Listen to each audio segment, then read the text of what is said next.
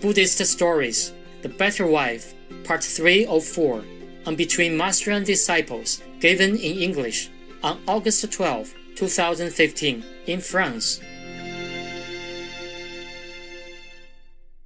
Xưa khi xưa mẹ đẻ ra trăm cái trứng sinh lũ con, trăm đứa con rồng lặng rồng, trăm đứa con. Okay.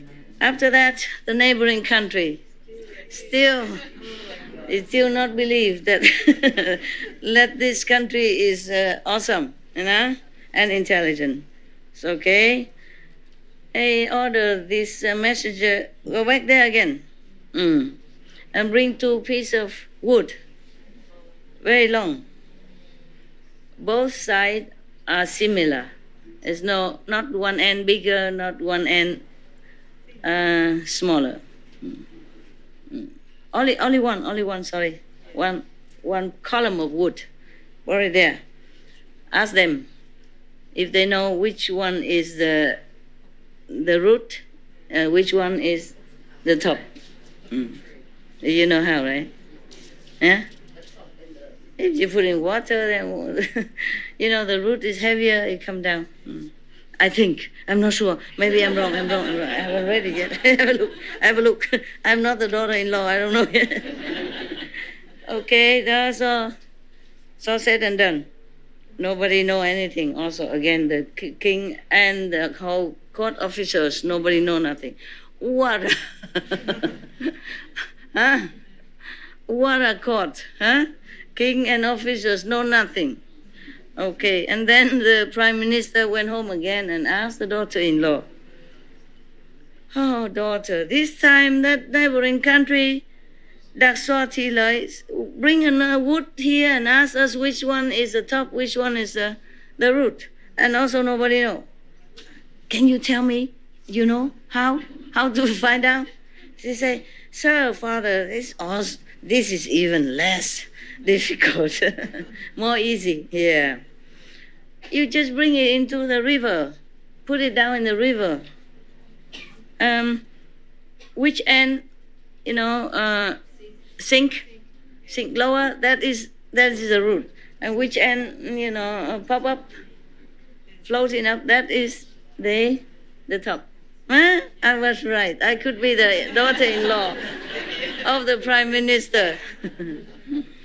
Do you know any prime minister looking for a daughter-in-law? So intelligent like me, young and beautiful like me. Okay, okay, so they do that. Yeah. So king know that and do that, etc., huh? Yeah, put it in the river, and naturally they saw that. So they call the messenger come. They bring it in, they mark already. Say, that one is the root, that one is the top. Oh. Yeah. So the messenger, more respect for this country, came home and reported everything. Yeah. They know also, my Majesty, they knew everything. We better not test them again. They knew everything. So in Soviet country has many talented and intelligent people. Yeah. So after that, the neighboring country don't dare to make trouble or war with that Soviet country anymore. After that, he brought a lot of gold and silver and silk and all that, and make a gift to a Soviet country king. Yeah. And then he wrote also, "We praise your country with so many intelligent and talented person."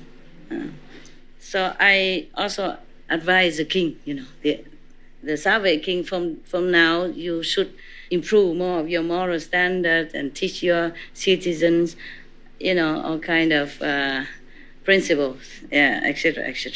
He talked like a teacher. Loser. Still try. After that, the king Bhartinak ordered the prime minister come to him and ask, "Hey, all these answers, how did you know?" So say, "Your Majesty, this is my daughter-in-law, not I. Yeah. I don't have any wisdom like that. Yeah.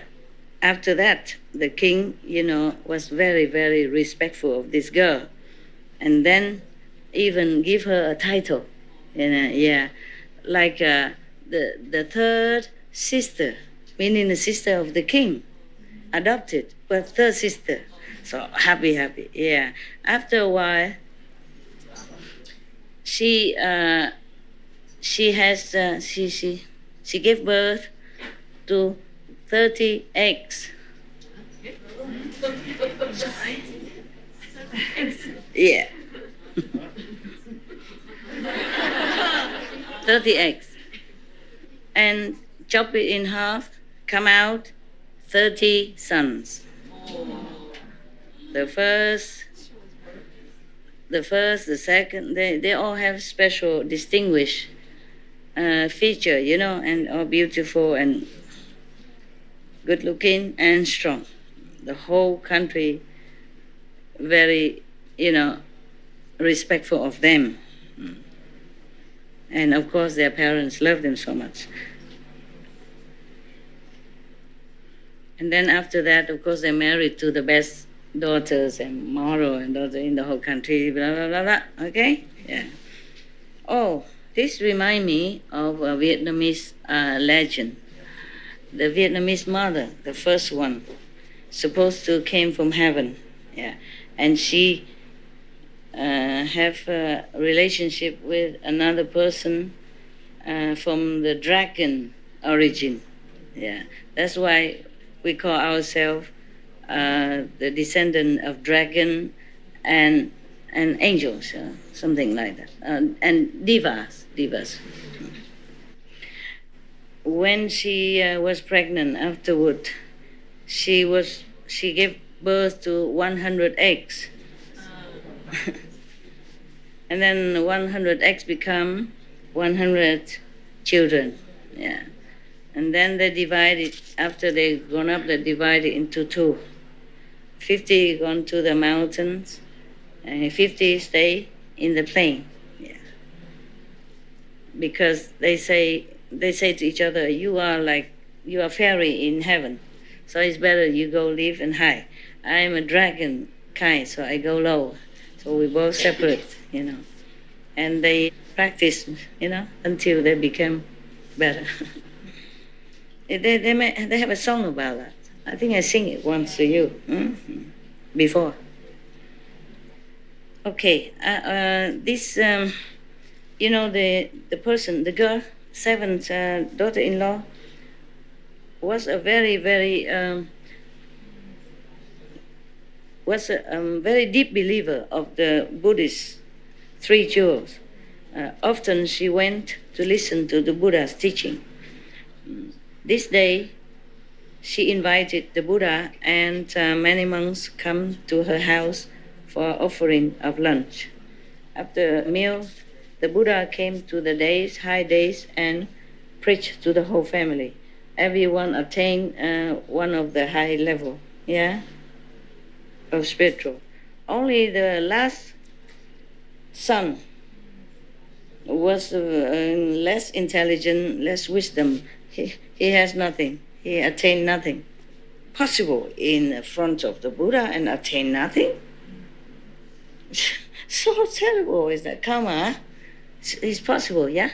The last son of this beautiful, intelligent, wise woman received nothing, received no spiritual benefit, even in the presence of Buddha and a whole lot of monks. So much blessing.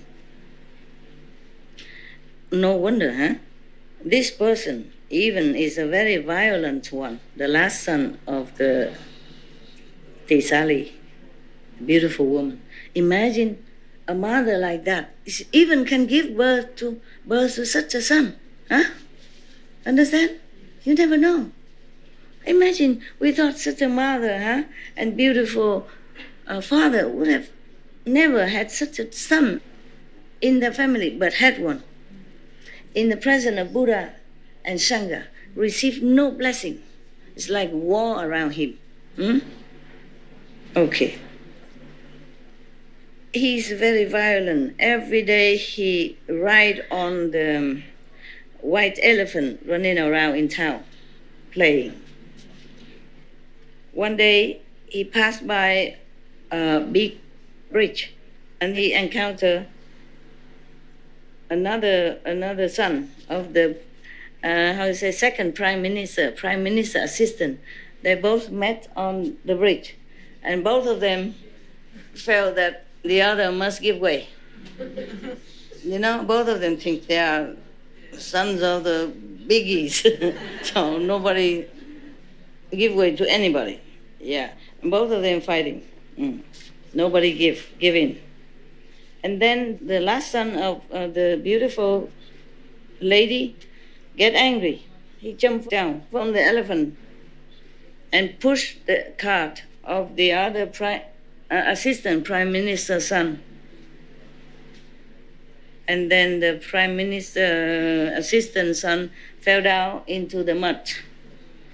Yeah, and he's wounded all over the body and muddy and everything. And then he left, of course, come home and crying all the way. And then he came home, he said to his father, assistant, this is almost like prime minister, second prime minister. He said, Father, the last son of the Tisali lady has no reason at all to push my car into the ditch and make me wounded like this. Of course, the father very, very angry.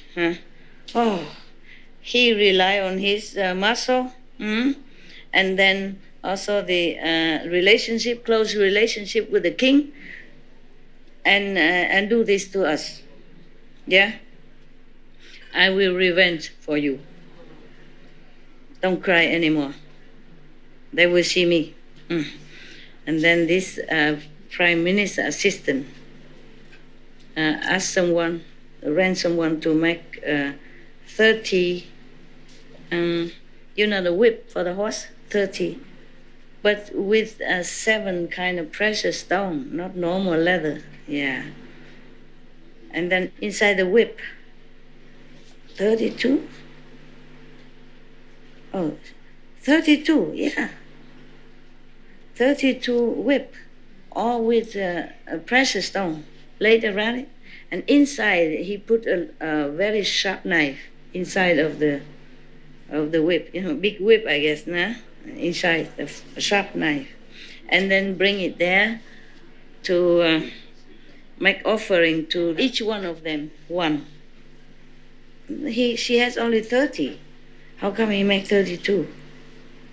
Parents and 30 is not... Maybe, yeah.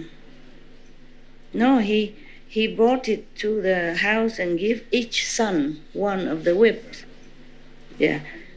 These sons, they are still very young, and also very temperamental. Oh, they saw this beautiful whip, happy. And they don't know the wicked idea, wicked mind of the prime minister assistant. Okay.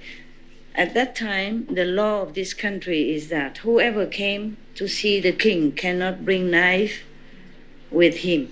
Of course, you know why, right? If anyone disobey this, chop. Now, at that time, all the sons of the Tisale lady come in and out the court to see the queen, the king, just like a normal thing, because they like buddy friends. Yeah, the king treated them nicely. Yeah. Because the king loved their mother. Yeah, respect and love. One time, the prime minister assistant came in and talked to the king. Your Majesty, the 30 sons, maybe just 30 and they say 32, yeah.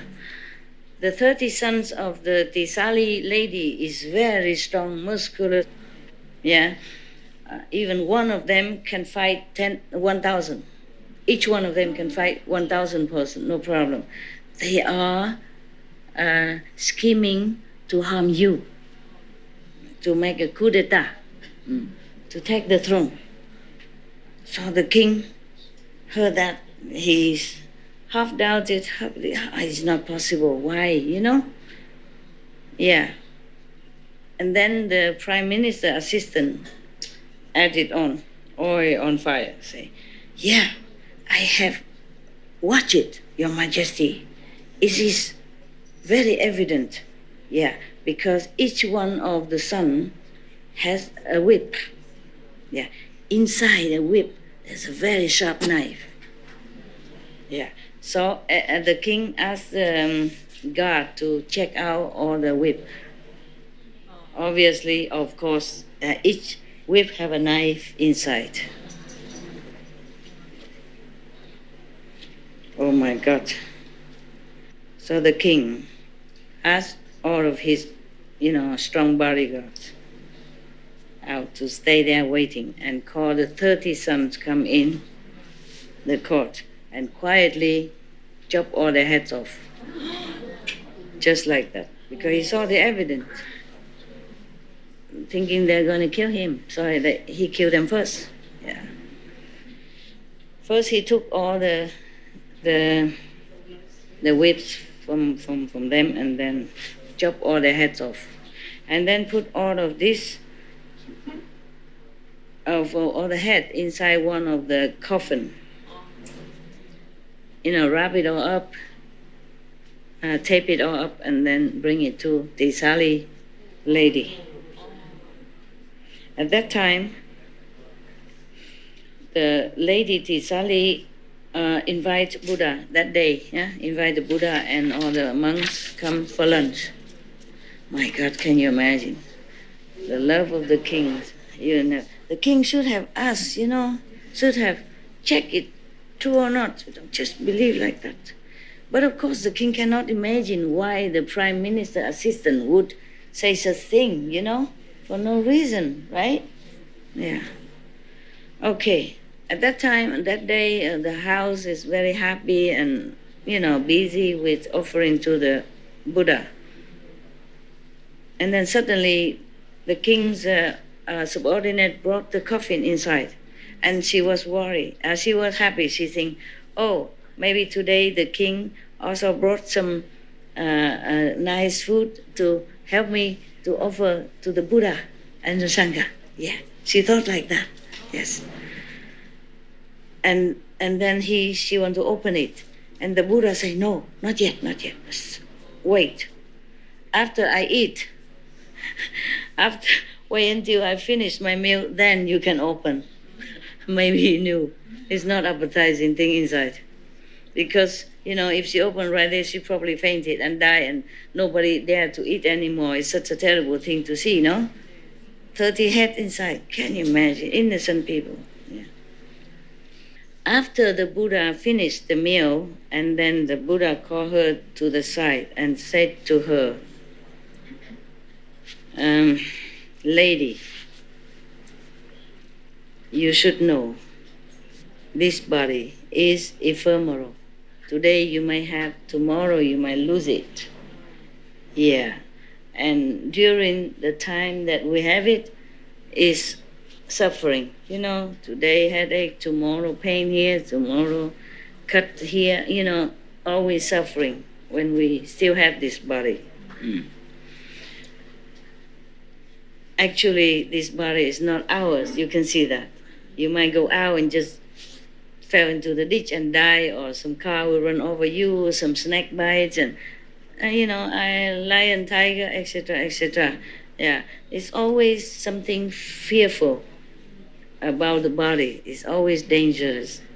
Even if we try to protect so much, it won't always stay with us.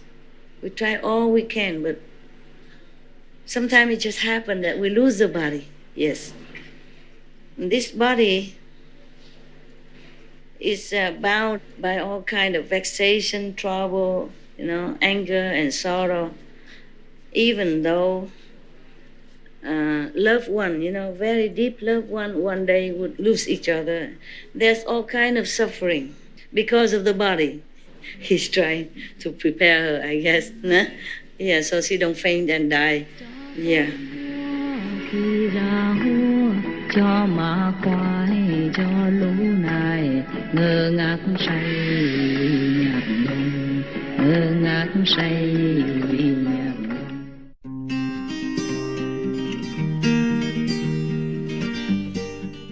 Brilliant viewers, we appreciate your company for today's episode entitled Buddhist Stories, The Better Wife, Part 3 of 4, on Between Master and Disciples.